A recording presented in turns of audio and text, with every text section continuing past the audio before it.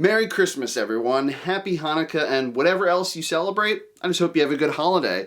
Today, I'm going to be talking about yet another video game adaptation, and I know how these usually go, but regardless, let's dive into Capcom's Monster Hunter.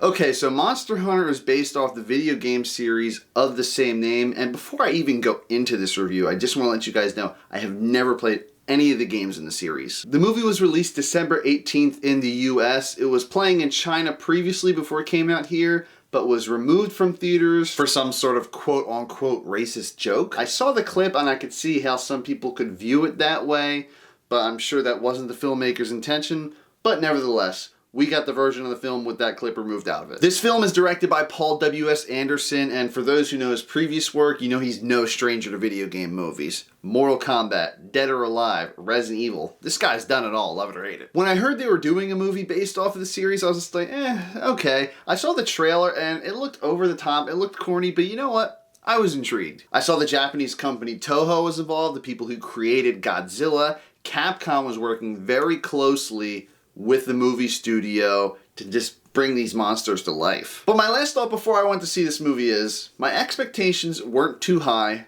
If I see people hunting monsters, then I'm probably gonna be pretty freaking satisfied. And did it deliver? Well, for me, hell yeah. Of course, this being a Paul W.S. Anderson film, it stars Milla Jovovich, and she plays an elite Army Ranger captain named Artemis. And it's pretty simple from here. Her and her crew fall through a portal into a world populated by big-ass monsters. They soon cross paths with an actual monster hunter played by the one and only Tony Jaa. If you guys do not know who Tony Jaa is, he's from Ong Bak. He's this crazy Thai martial artist. He was also in one of the Fast and Furious movies. His character's basically here to help fight monsters and help Artemis find her way back home. So plot-wise, if you're expecting more than that, I feel like you're not going to like this movie at all. So another video game adaptation, Rampage starring Dwayne "The Rock" Johnson, I didn't really like at all. I love the video game series, and obviously they got to put some embellishment into the film to appeal to the general audience here. But when you start heavily going into characters' backstories, when all I want to see is monster battling, then you lost me.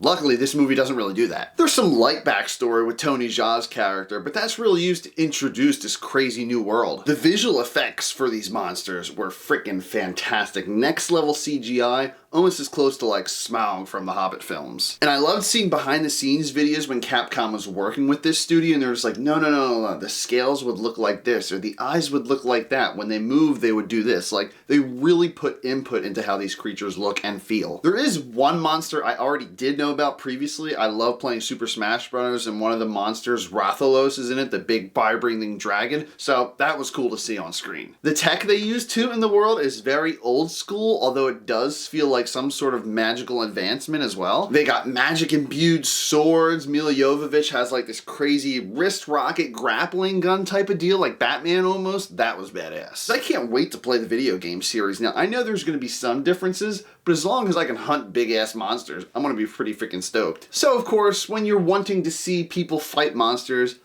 you're not expecting good acting, and there wasn't Oscar-worthy acting in this. You're not expecting a crazily in-depth story, and the story wasn't that in-depth. One thing I wish they would have done better is, towards the end of the film when they're wrapping up everything, it becomes really obvious that they want to set up a sequel. So much so that they don't even let audience members breathe. There's really not much more to say about this film. It's a kick-ass monster movie. Artemis and her crew do like military cadences. There's a lot of humor throughout the whole movie too, and all that's great. The tech was really cool. The magic-infused weapons, I mean, just gave off super video game vibes, and half the time that's what I felt like I was inside of. That's the point of a video game movie, right? The soundtrack for the film was passable. I mean, when you see them fighting the monsters, you get this empowering, like, orchestral score, and towards the beginning and end, there's a sort of music playing in the background that's kind of reminiscent of, like, Stranger Things or, like, that 80s synth electronic music. And it fit. I dug it. Lastly, I'm glad that this movie doesn't mess around. You see people getting killed, severely injured, barely able to walk. And I'm glad when they do that in movies and TV shows because it paints our characters in a human way. As they should be, right? Although Milla's character, Artemis, she's 100% human in this film, mind you. There's a fine line between taking a beating and being depicted as almost immortal. After like half the shit she endures in this film, my ass wouldn't be walking for like 2 weeks. Speaking of injuries, my favorite moment in the film is actually a straight up horror scene we get with rapper T.I.'s character. Ugh. Some of the most gruesome shit I've ever seen in a film. Once you see it, you'll know exactly which part I'm talking about. I should say that there is a mid-credits scene, so definitely stay for that. Even though I haven't played the games, there's a certain moments you can tell there was definitely fan service in this film. It's only playing in theaters right now. It's not on any streaming services, so if you guys can safely get to a theater and you're looking for just a fun time where you can switch off your brain and enjoy something on the big screen, this is the movie for you. Monster Hunter gets a 7 out of 10.